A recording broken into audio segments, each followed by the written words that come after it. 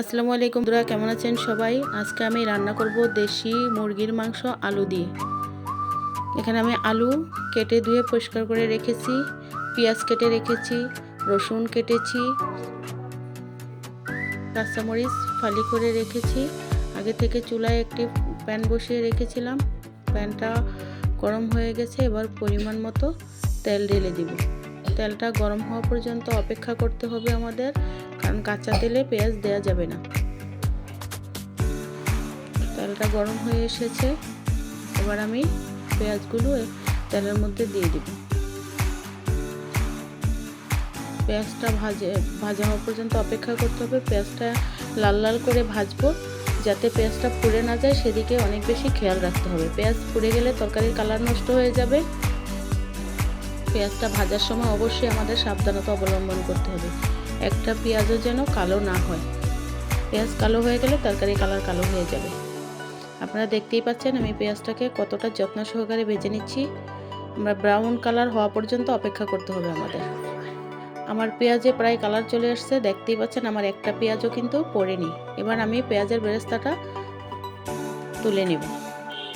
সেই প্যানেই দিয়ে দিলাম পানি আর গুঁড়া মশলা, হলুদের গুঁড়া, মরিচের গুঁড়া, ধনিয়া গুঁড়া, জিরা গুঁড়া, আদা বাটা, সমস্ত মশলাগুলো দিয়ে এবার আমি 1 কাপ পানি দিয়ে মশলাটাকে তেল ওঠা পর্যন্ত কষাতে থাকবো। মশলার উপরে যতক্ষণ তেল বেশি না আসে ততক্ষণ পর্যন্ত আমাদের অপেক্ষা করতে হবে। দেখতেই পাচ্ছেন মশলাটা প্রায় তেল চলে আসছে। উপরে দিয়ে দিলাম 2টো তেজপাতা। আর এখানে আমি কোনো লং, এলাচ, দারচিনি ব্যবহার করব না, যেহেতু আমার হাতে বানানো মশলা আমি ব্যবহার করেছি। এখানে অন্য কোনো মশলার প্রয়োজন নেই। এবার দিয়ে দিলাম কেটে রাখা কাঁচামরিচগুলো। ভালোভাবে মশলাটাকে নেড়ে চেড়ে কষিয়ে নিব যতক্ষণ পর্যন্ত তেল মিশে না আসবে। আপনারা দেখতেই পাচ্ছেন তরকারির কালারটা কত সুন্দর হয়েছে। আমার মশলা প্রায় কষানো হয়ে গেছে। এবার দিয়ে দিব নুন হলুদ দিয়ে মেখে রাখা দেশি মুরগির মাংসগুলো দিয়ে আমি উল্টে পাল্টে নেড়ে চেড়ে নিব।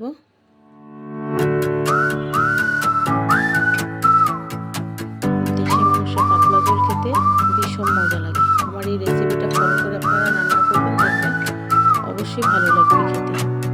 সবাই আমরা রান্না করতে জানি, এক একজনের রেসিপি এবার আমি একটু ঢেকে দিলাম মাংসটা। ঢাকনাটা উঠিয়ে আবার আমি নেড়ে চেড়ে দিব। মাংসটা কষানো পর্যন্ত অপেক্ষা করতে হবে। আমার মাংস প্রায় কষানোর পর্যায়ে চলে আসছে। তরকারির স্বাদ পরে তরকারি কষানো হতে হবে। যত কষানো তরকারি ততটাই স্বাদ হবে, কিন্তু খেয়াল রাখতে হবে যাতে কোনোভাবে তরকারিটা পুড়ে না যায়। পুড়ে গেলে তরকারির টেস্ট অনেকটা কমে যাবে।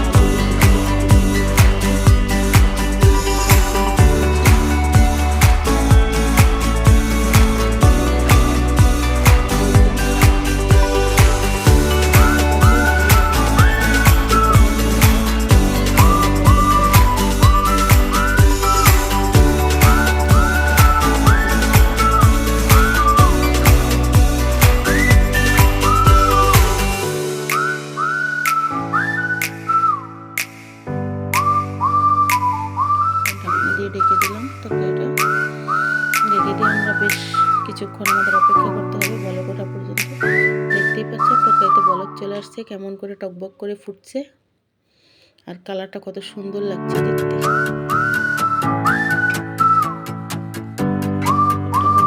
আমাদের অপেক্ষা করতেই হবে। ঢাকনাটা উঠিয়ে আপনাদেরকে দেখিয়ে দিচ্ছি তরকারিটা কেমন ঘনত্ব হয়েছে।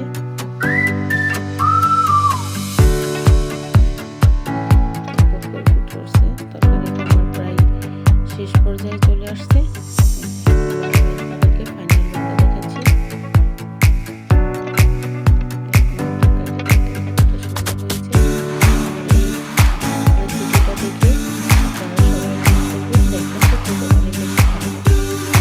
আসসালামু আলাইকুম।